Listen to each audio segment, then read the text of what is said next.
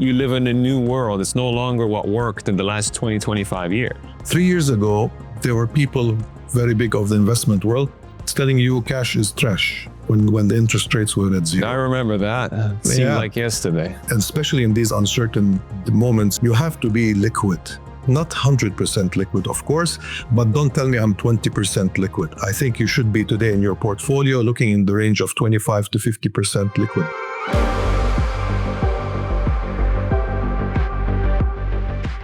Welcome to Euro in Business. We're joined by Mohammed Ali Yassin. He is the CEO of GAF Benefits, an alternative end-of-service fund platform in the United Arab Emirates. Mohammed has been advising on important investment matters for over 30 years. Mohammed, great to have you on the program. It's a pleasure and an honor, Yusuf, to be with you, and congratulations on a great program. Thank you very much. So the way we decided to divide up this conversation is we'll start off with a markets bit, and then we'll get into what you guys are doing at GAF Benefits. As an investor who's been in the region for over 3 decades, how surprised were you by the start of this war? I think extremely surprised. We've been used to hearing threats between those parties over the years, but we didn't think that something was going to happen so soon and so fast. And really the extent by which things are going, it's like an all-out war rather than actually just a hit like what used to happen like a few months back, one hit and then you retaliate and you stop. It's continuous. And really, because of the size and the fact that one of them is a nuclear power, the other one is getting there or could have some nuclear enrichment there, which could have some negative radiations, which if it goes out of control or get hit in the wrong way, it could spread to an area which is not far away from where we live, you and I, at the moment. On a bigger picture level, do you think enough geopolitical risk premia are priced into markets at the moment when you look across asset classes? I don't know if there's a premium there. I think we are, if you look at the markets, I don't think we have. Whatever we've lost in equity markets, we gained most of it. In terms of bonds, which is really for me is a very important, if you want, parameter of the risk factor. We didn't see that the yields have increased, for example, or prices dropped, or there was still stability there. So what that tells me is that at the institutional level, people are taking a wait and see. We don't see this, as I said, this abrupt decisions. So they're waiting to see how it's going to go. I think which tells me there's a better understanding of the risk and the region, at least by the investors who are invested in those assets at the moment. Okay, that's a very interesting point. Now, inflation in this part of the world, actually, inflation globally is going to increase by the looks of it again because of what is currently happening in terms of supply chains and the risks around the waterways and specifically the Strait of Hormuz. Are global central banks going to be limited in responding to that, whether it's the Fed, whether it's the Saudi National Bank? I mean, because at the end of the day, when you have rising prices, you're not going to be able to, do much if growth is already weak, right? Yeah. What matters to us mostly here in the region is the Fed, really, for the pegging of the dollar. And with the new administration coming, and they're coming with the tariffs, this has really, nobody can debate that tariffs is going to increase inflation. And if you look at the last meeting of the Fed, they have hinted that those tariffs, they're seeing now some effects of those tariffs on the inflation. Their projection of inflation is higher than it was beginning of year. And that means that this is not taken into consideration any disruption of supply chains that you talked about because of the geopolitical issues that we have here. So therefore, the outlook for the rest of the year is higher inflation.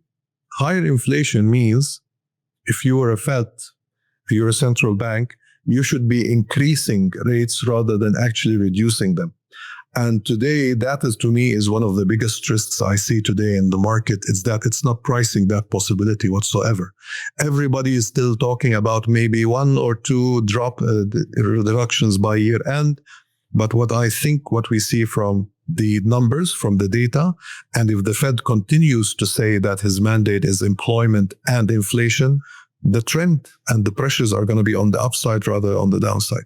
That's where I think the risk is for us here in the region in terms and in the world. For people who have investment strategies based on lowering of interest rates, it could be surprised and be caught on the wrong side of the trade. So in anticipation of that, what I've done and what many other investors have done as well is add gold to their personal portfolios. And so I'm wondering whether, so I'm wondering, it's not a huge amount, but, and wondering whether you have done the same. Year to date, 31% of upside. And in a stagflation scenario, you're probably better off in working gold into your portfolio. Yeah. Have you done that? I'll share with you this. I've always been believer in gold at least for the last 10 years. I always believe that gold should be part of the portfolio, and not because I am a conservative, no, but it's just a steady element in your portfolio. You don't have to worry about it always going up and down because of sentiment. It's more of a supply demand. And if you know that macro conditions are going in a certain direction, that's a good place to be. So gold has been there and it's been performing very well as we go along. And I think it continues to be an important part of any portfolio, but it also depends, Yusuf, is what is your investment horizon? If your portfolio is for trading in and out daily or weekly, gold may not be the tool for you to do that. But I think if you have a strategic kind of long-term saving kind of portfolio for the longer term, I think gold is always going to be there. The uncertainties, of course, in the world is making it more valuable as we go along. And I think that does not look like it's going to be abating or slowing down in 2025. So let's wait and see. Hasn't that been the biggest wake-up call, though, for portfolio managers, is that gold works a lot better than thought as a hedge, right? Because normally bonds were meant to be the haven. They're meant to offset and absorb. But with devaluation, relative devaluation, and sort of limited price action, you're kind of in a situation where you have to add more precious metals. You have to look at alternatives because you live in a new world. It's no longer what worked in the last 20, 25 years. I agree. I agree that you have to find a different balance. But I think there are things which are today. 3 years ago, there were people very big of the investment world telling you cash is trash when the interest rates were at zero. I remember that. It seemed like yesterday. Today, cash is a very important part. It can give you 4.5% to 5%. If you come to the GCC, you go maybe to Saudi, you can get 6% on your deposits at the moment for a year. That's not a small return, and that is not trash. That is really important. So being, especially in these uncertain moments and these events that we see, you have to be liquid. Not 100% liquid, of course, but don't tell me I'm 20% liquid. I think you should be today in your portfolio looking in the range of 25 to 50% liquid. That's not wrong. 25 to 50%. Wow. I think so. You go from Asia, you come to the Middle East, you go to the South, and you always find points of contention there that you may have. And also what you're having is the change of kind of view where AI suddenly has become an important part. Everybody wants to be in AI and what's AI ancillary kind of services. So it's either data centers, either it is the servers, either it is the power generation that is needed for all of those. And therefore today, in all of this kind of environment, until you are clear on the direction, clear who's going to be the winner and we're going to go which way in terms, even in terms of the uncertainty in currency, has not been higher before. The dollar has been weakening this year for about 10%. The talk again about other maybe currencies or some countries asking for part of their settlement to be in their local currencies. All of this makes me think that I should be having some cash on the side to jump on the opportunity when that comes. We don't know when it is because you cannot time it. But what you can have is have the ammunition to jump in or the powder when the chance comes in. Yeah. A quick reminder for our global audience watching and listening that we're going to reveal the ultimate investing tips at the end of the program with actionable advice from Mohammed Ali Yassin. So make sure you watch all the way. I want to get to the higher oil price, Mohammed, because that's taken the attention of participants all across the globe. And it's normally positive for oil exporters like Saudi Arabia and the United Arab Emirates. But quite often, the price shock to the upside can lead to a recession, right? That's what history tells us. Absolutely. This time around, how worried are you about that prospect? Or do you think that so far it's been managed quite well with the extra oil that's been put into the market? I think we're doing very well where we are. I'm not worried about Brent at 76. Imagine, Yusuf, if this geopolitics started without the drop or retreat of the oil price that we saw in the past since the beginning of year. If we started at 76, we would be probably now at 90 or 100. That would be a bit more concerning. So before the start, we were at about $62, $63 for Brent. Now we are at about 76. That's the average of last year for oil. So I don't think in terms of negative effect on the economies, world economies is negative. But I agree it's an inflationary pressure. So a lot of economies, a lot of central banks who started lowering interest rates, thinking that inflation is under control or is going to go down because oil prices going down, they need to stop, probably halt it and wait now to see if this continues. But oil prices for the region, I think is very important, as you know. And we've seen how when it went down to the 60s, we found the Saudi market dropping and retreating even before the start of the geopolitical tension. And there are some pressures on liquidity in some of those markets because of this price when it was around 60. So 75, 76 is better. It's the comfort zone. We are achieving this, as you said, with the increase of production we've seen since beginning of year by OPEC, which also tells you that the market can handle this and they need that.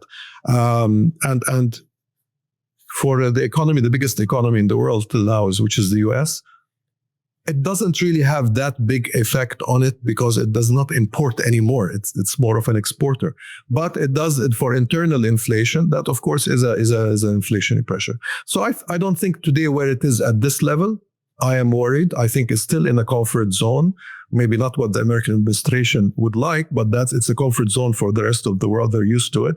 The problem is if we go closer to 100, then that becomes an issue that needs to be tackled by many countries where importing oil is a big part of their budgets. When I was doing the research for this conversation, what caught my attention is that just because there's a war in the Middle East does not mean that there needs to be a price shock, a dramatic one at least, right? There were two instances that caused a lasting increase.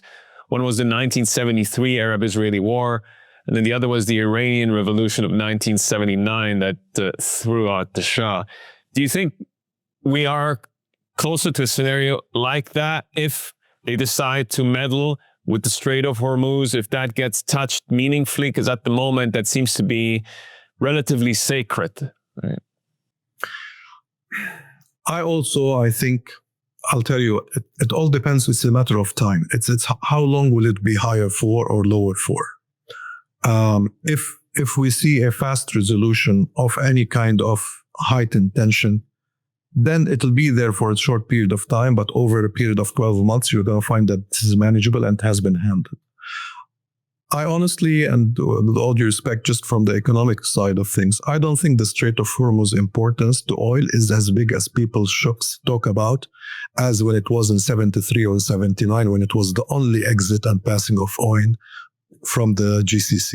There are today pipes, there are exit points outside of Strait of Hormuz. They're not as big in terms of capacity as of those tankers, but it is available. UAE has done this from Fujairah, and I think there are other projects within the region where you're going to get, so oil will continue to be exported. However, maybe it'll be affected for a period of time until this, but it's not going to be a long lasting forever. And what's encouraging a little bit is even after 8 or 10 days or this period since the start of the Iran-Israel war, we did not see any of those oil kind of installations being hit, as if it's a code of ethics agreed between them that they're not going to be touched. So let's hope they continue with that. Yeah, that's a fascinating observation. And the only issue, one of the major issues would be for the Chinese, because they don't have a pipeline that gets the oil to them. At least the Iranian oil exports, which go But they, with, but they can get, there are other sources. I mean, Russia has a bit more oil to export, and there are some other countries where they have some other oil they'd like to do, for example, under OPEC, which do not need to go through the Strait of Hormuz. Even Saudi Arabia, through the Red Sea, they can do something also from that side. And I'll be surprised if any of those countries are just waiting all this time and didn't do any alternative plans in case these things happen. So I take your point that the impact would be less than it would have been in 1973 for sure. But there's still going to be an impact. Absolutely. Major impact, and not just in energy, right? Because a lot of these places, like sort of Dubai in particular, is sort of a logistics and re-export hub. And so, it's even hard to imagine. Again, it comes down to time. So if the strait is closed for a prolonged period of time, I mean, the dependence on oil has been described as a resource curse for many of these countries. So for decades, policymakers have been trying to find ways to get away from the cyclicality that comes from being a major energy export and oil export in particular. So who's done a better job, the UAE, Qatar, or Saudi Arabia? UAE absolutely is the one. And if we want to even zoom in, I would zoom on Dubai also. Dubai is a great success story where it showed that we don't need to depend as much. The non-oil sector has been growing. It's the biggest growing in terms of portion of the GDP in the economy. The contribution has grown high enough. Qatar has followed, but still Qatar is more dependent. I would put Saudi as second, really, because Saudi had a lot of potential. They have a lot of the, if you want, the other kind of services that we've seen that they were doing zero in terms of contribution to GDP. Now we see a lot of those fees have been imposed. A lot of the kind of religious tourism that we've seen and all of what comes with that.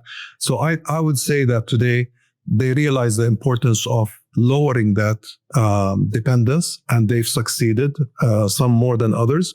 But overall, it's a great success story where all parts of the economy are producing rather than one part of it, which is the oil, having to carry the load at all times, which is not possible. You don't think that the large spending commitments in the kingdom and some of the mega projects have increased the dependence, if anything, right? Because for 2024, the break-even price for the fiscal budget, right? That was $96 a barrel, according to the IMF, right? And, look at where we are today with Brent crude. So a question kind of answers itself in a way, but maybe you have a different view on this. Yeah, I'm not a huge believer in this break-even number as really. I think it all depends really. What do you consider as the requirements, the spending requirements? Do you consider the mega projects as part of those and they have to do by oil, or is it by other sources? You have to remember that over the past, let's say 5 to 6 years in Saudi in particular, there was no PIF before that. There was no sovereign wealth fund. There was no revenues. And although this PIF started to take some of the revenues of the government, transfer to it, and then go invest in companies, but there are some returns coming from there. So they have diversified their revenue stream in terms of investments or sources of cash in times of need.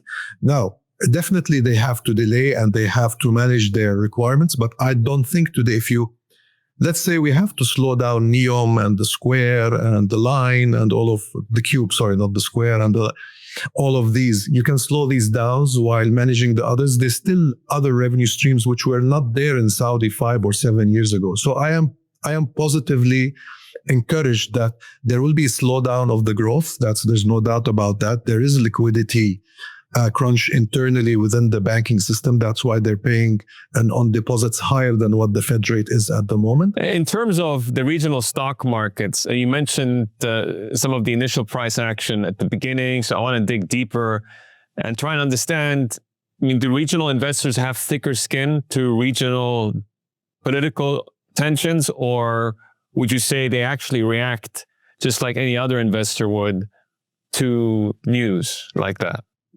No, I wouldn't like to say thicker skin, but I think they are more emotionally involved, and therefore they're a bit more patient also because they've lived through many of these. I always think about it and tell my people and clients, we are living in the area, so we cannot look at this as a outside risk. The most important risk here is your life, and you're living in this area. So you've taken that risk on. So that risk is already, so you can price that in because you are living in that region.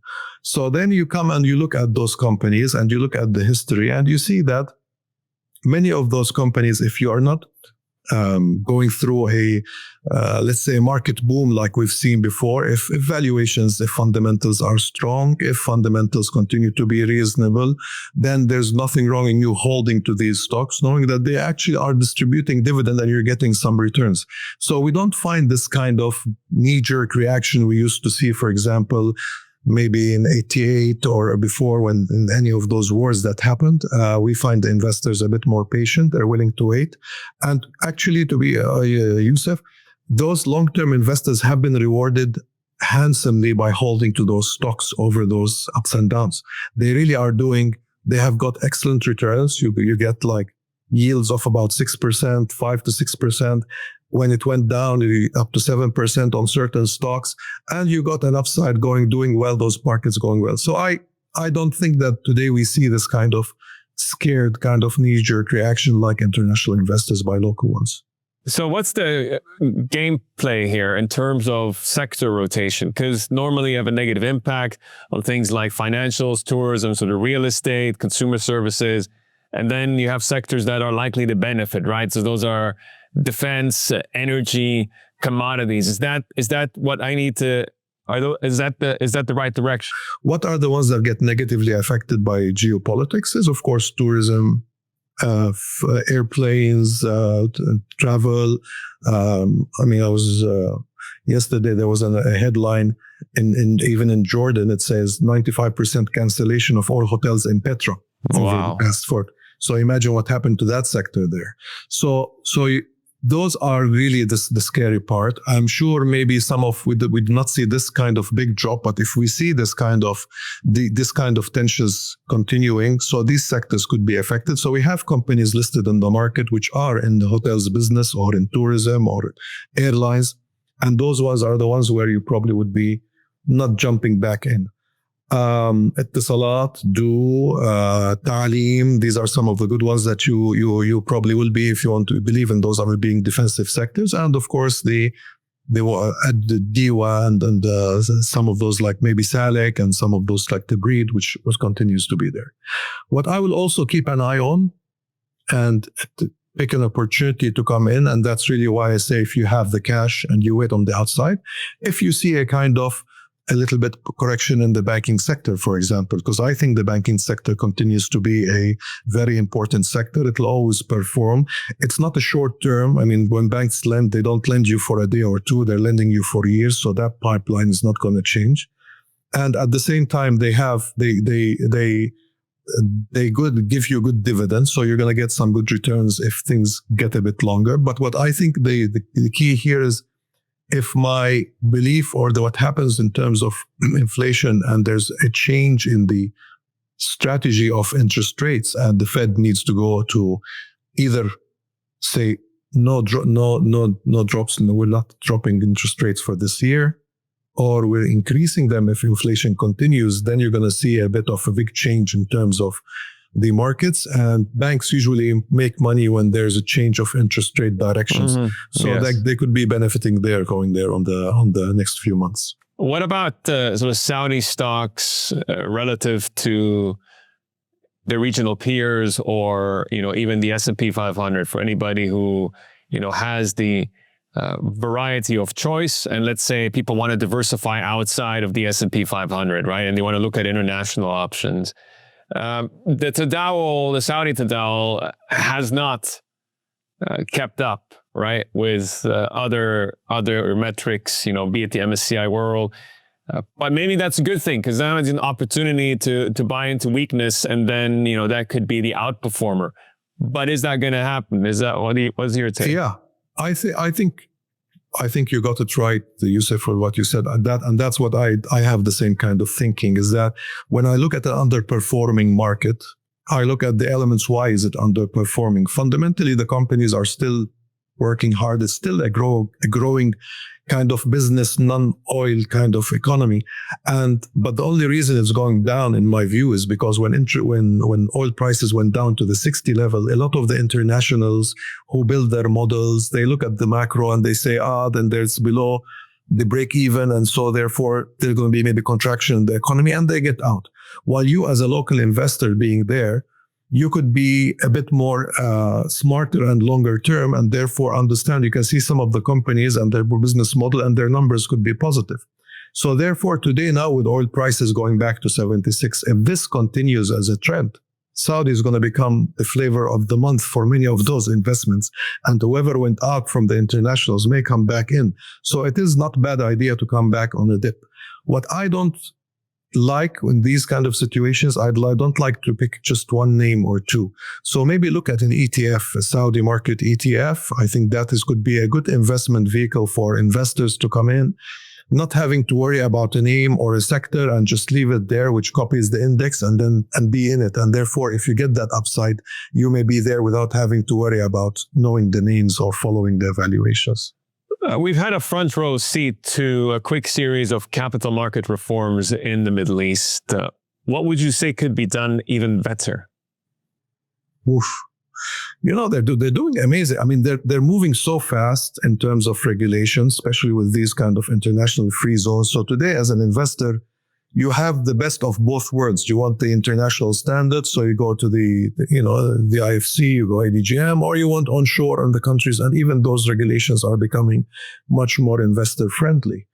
I think some of the tools today, I mean, like maybe the options, the even the ETF market, although, we at Lunate, we are the biggest issuer of ETFs in the region, but there's still, in terms of volume, it has not reached what the US, for example, is as a percentage of the total traded value, for example, daily. So there are areas there where investors can need a bit more education in order to understand how to use these kind of tools, and not use them just as a leverage to increase the risk. And in times of volatility, that may not be the best risk reward kind of investment strategy.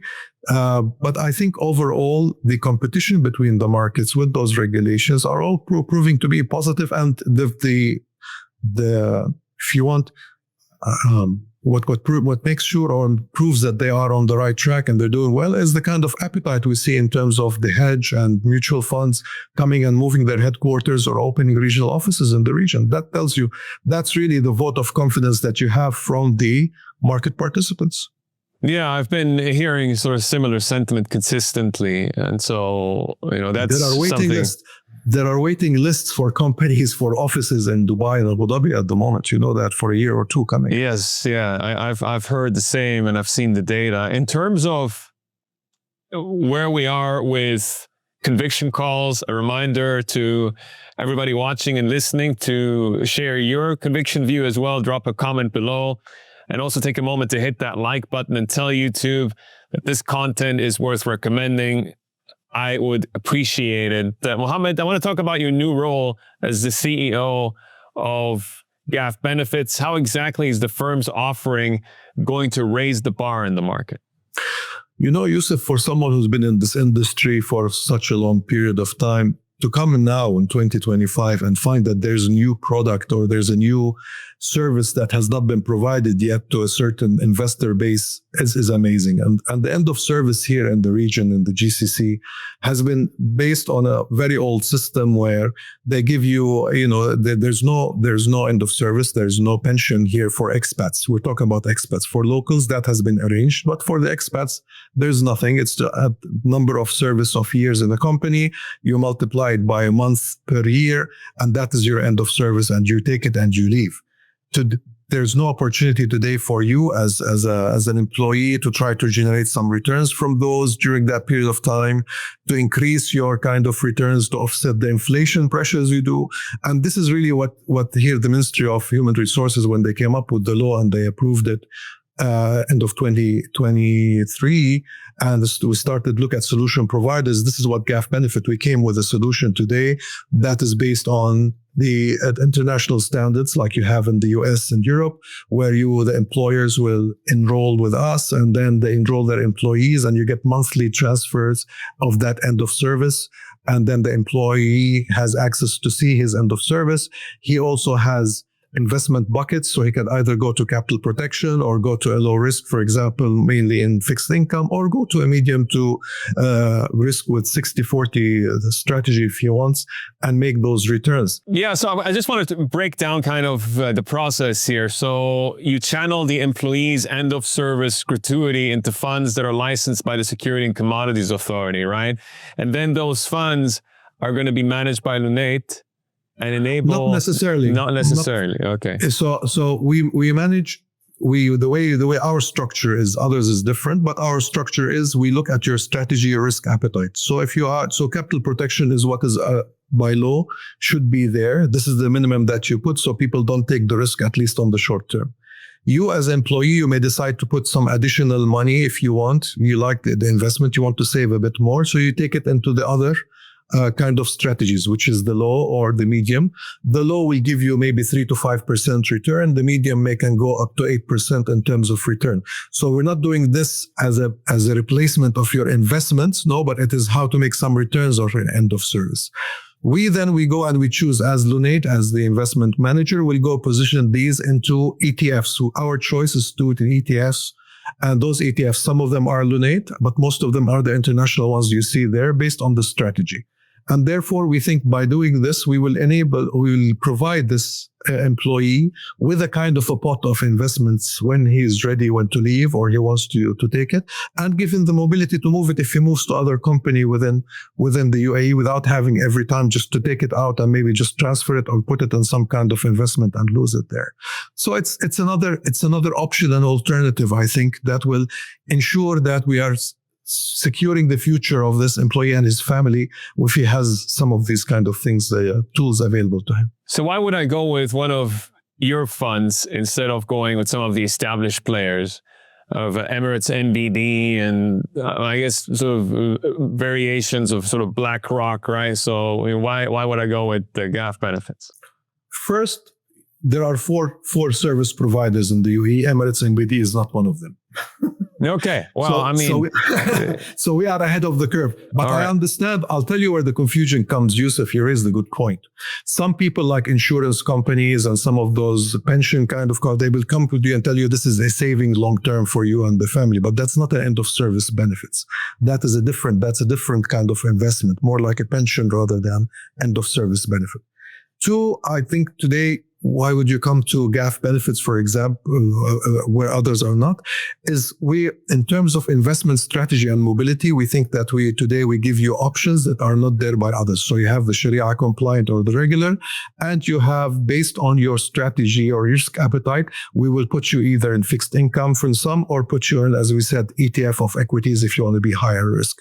And at the same time, in terms of being ahead of the curve, we believe that we are ahead of many of those competition in our offering, and we have already clients onboarded. And therefore, we think that you're coming with a pioneer in this industry rather than being by the follower, with all due respect to others. What's the biggest misconception when it comes to retirement and to pension? Yeah, you see, with pension, when you go to somebody, is how much do you want to have money available for you to spend when you retire? So you're driven by the amount he wants when he retires. End of service gratuity is something that you're going to get based on a certain regulation. You don't have a choice, but you want to make some returns on it now when it's still not under your control.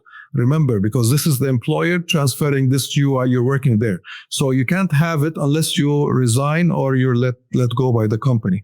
So this is the option today where we're giving you the options to try to make some return on this money while you still don't, it's for you, but you still don't have it.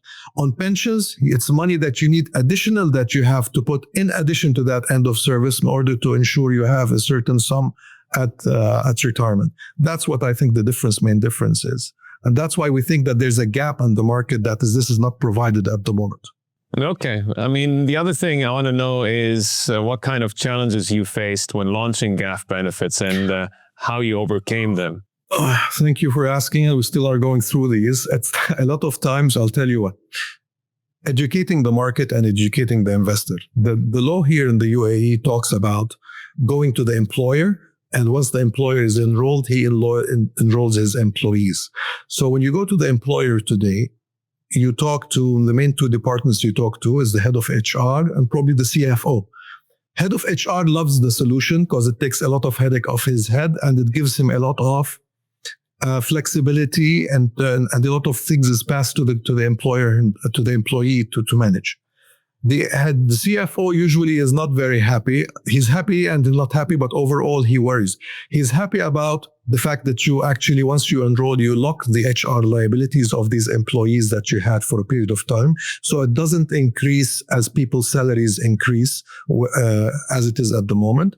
But he's also worried about that this big amount, which is in his balance sheet, which could be used today for capital expenditure of the company, or it's not fully funded, that he needs to get this money out of the company, and therefore it could provide him with a reduction on available liquidity. The law and what we have we addressed those as one. The law allows the employer is you enroll the employees and we look forward. So you start going month by month going forward. The amount which is retained with the employer, he can decide to kind of pay it in installments over a period of years as he feels as possible. But that's the challenge usually we go today. But once the people understand it and they get to see the platform that we've developed, a lot of them are very happy that this happens, and we've seen a lot of traction going forward. All right. I mean, we'll see how it all comes together in the next few months as you continue with the very fast growth. In the meantime, I also want to get a few thoughts from you on the personal side of things. Your toughest moment as an investor? As an investor, I'll tell you what, I jumped into financial services and the sell side, the brokerage, because my father started the business and I had to jump. I'm IT by degree, as you know. To go there, what you... No, you didn't? No, okay. Yeah. You learn something new every day. That's great. So one of the first things when we first took over the business was trading in the Abu Dhabi or UAE was OTC. It was still certificates. So there's no way of guaranteeing a trade, but your word.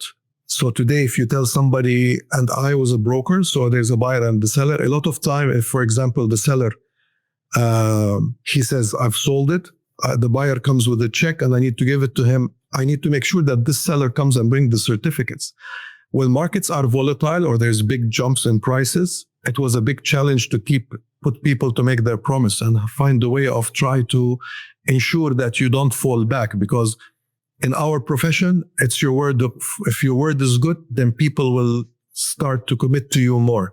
That was one of the toughest challenges initially, to try to make that gap bridge it and ensure that I don't default on any of those promises or any of those deals. But there are many that we've gone through over 30 years. But this is a good one to start with. So I think what I would say to people is set a standard, set a level of ethics that you are comfortable with and try to fulfill it, because if you are successful in doing that, people will respect you for this and success will follow. It kind of feeds into my follow-up in terms of those who are starting on their investing journey. What would be your biggest piece of advice? Put it in an S&P 500 and forget about it? No. Building businesses is amazing. And I'll tell you what, the fulfillment that you get from being in a business, building a business or doing something and achieving it beats anything in terms of the euphoria you get from making a winning investment in the stock market, because that one does not last as long. But it's hard. And as I said, try to always have a higher level of code of ethics. Try not to do the shortest ways, because if you do this and you gain the respect, the business will follow with time. And that's where I think today I would advise people. So have a clear thought, hard work, a high level of ethics commitment, and be there for the long term, because the returns will come and they'll be much bigger than anything you do in the stock market over a short period of time. What about those who are looking to chase Dubai property up 70% in the last 4 years? We've both been through some of these boom bust cycles. Is now the time to be cautious and patient as well? Absolutely. I mean, it's been a great run. It's been a great run. Yusuf, 2020, which is not far back, oil prices were in negative territory, not positive, if you remember, for the short I remember, yes. It was a very painful time for a lot of people. People in real estate were just saying anything anybody would buy. The market dried. You wouldn't find anyone to put a price on a certain apartment if you wanted in that tough few months that you see because of COVID. So what you see today is an amazing, amazing return. If you are living in this real estate, if it's your accommodation, I would not recommend that you worry about the price of the real estate. Feels good that it's going up, but I don't think, because you live in it. So therefore, I would not go and jump out because you struggle to find something from the same level for the same price. If you are today an investor and you have many units and you like to trade these, I'm sure you have a strategy going forward. Is it the right time to get out? I'm not sure. I don't want to recommend this either way or out, but what I'll say is this. If we moved like 100% over the past 4 years, we're closer to the up than we are to the down. So you may be a good time to consider what is your investment horizon going forward. If you want to leave it for another, if you think there's another 10, 20% on the table and you already have 100 in your pocket, should you wait for those or just cash the 100? Okay. I've taken note of that. As a CEO, how do you stay motivated and ensure that you're constantly evolving your leadership approach? Yeah, that's something. Honestly, one, being in a positive environment helps. Two, doing something you like. That is what makes you wake up every morning, going there, doing the same thing because you like this thing. So therefore, you're going to be enjoying it, and you're going to bring up new ideas and new challenges for yourself going forward. And three, always be healthy and start early. Starting early, I can't emphasize this. I like waking up early. I like being in the office early. And it gives me a lot of time to do my clear thinking and my planning for the rest of the day. And at the same time, surround yourself with good, positive people, not who agree with you on everything, but who will actually be challenging you on every idea. But if they agree to it and you all agree to the same thing, you will be moving in the same direction. How early are we talking in terms of waking up? I wake up 5 o'clock. I try to do before that, but I try to sleep also not later than 11. That doesn't always work. So 5 to 6 hours sleep is important. If you can manage to do a bit of a walk also before 7 o'clock, will be amazing. All right, I've got a bit of work to do then in terms of my morning routine. Tell us about it. I can call you that early to wake you up when I do mine. Well, you're not going to get very far. Okay. Tell us about an investor who's inspired you over the years. Well, I can't say there's one. There's always, in every period of time, there's somebody who I like their approach. So in euphoric times, you may find someone who's building, and also in down times or recessions, you find who's conservative. I follow a lot of the big ones. So, Warren Buffett is a name that you hear and you follow. I can't say that he's my inspiration. No, my inspiration was local here because I started here locally. It was some of the shareholders in the office on the brokerage company. We had they're friends of my father who set this business, and some of them were very long-term investors. And I learned by watching them. I learned how to advise people on how to go. Long-term investors are the ones who catch the pot of gold at the end of the rainbow. We've met the first time on my show on CNBC in 2010, and your relationship with broadcast goes much further, though. Your father did the first news bulletin on Abu Dhabi TV, I believe. What year was it? 1969. Wow, that's incredible. We came, yeah. I was the okay. We're gonna tell my age. Can you share that memory? Where were you? Did you watch it live? Was it taped? Yeah. Where was it? No, I The ones I have on my Instagram is taped ones. We got it from the archives from Abu Dhabi TV. I didn't have it for a long period of time. But when we came, I mean, I lived in Abu Dhabi since those days, so I've seen Abu Dhabi grow to what it is. But one of the parts with the TV, the broadcasting, Abu Dhabi TV it was in a building. It was one floor which had 4 apartments. 2 apartments were the TV, Abu Dhabi TV, and 2 apartments, one of them we were living in, the family, my father, mother, and we were at the time only, I think, 3 children. So my father would just open the door and go, and he's in Abu Dhabi TV, and I would open the door every day and I'd see the TV. So I would go in and out there and see it. And I remember those days, and this is in Shareh Hamdan, Sheikh Surur building. And so for people who live in Abu Dhabi, they know where the place is.